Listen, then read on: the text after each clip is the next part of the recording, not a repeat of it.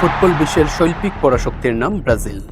পেলের সাম্রাজ্য, রোনালদোর বিস্ফোরণ, রোনালদিনহোর জাদু আর নেইমারের অসমাপ্ত গল্প সবকিছু মিলিয়ে ব্রাজিল মানেই এক অদ্ভুত আবেগ। কিন্তু প্রশ্ন একটাই, 2026 কি সাম্বা রাজত্ব ফিরে পাওয়ার বছর? 5 বারের বিশ্ব চ্যাম্পিয়ন ব্রাজিল এবার নামছে নতুন মিশনে, লক্ষ্য হারানো সিংহাসন ফিরে পাওয়া। 2002 সালের পর কেটে গেছে দীর্ঘ 24 বছর, অনেক স্বপ্ন, অনেক ব্যর্থতা আর কান্না।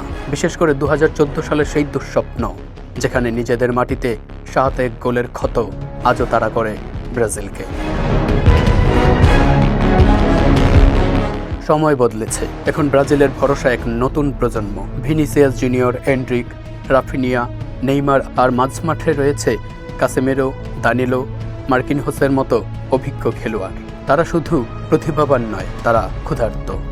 কারণ ব্রাজিলিয়ানরা সৌন্দর্য চায়, কিন্তু তার চেয়েও বেশি চায় বিশ্বকাপ।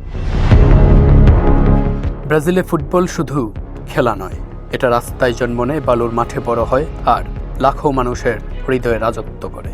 কিন্তু এবার পথ আগের চেয়েও কঠিন।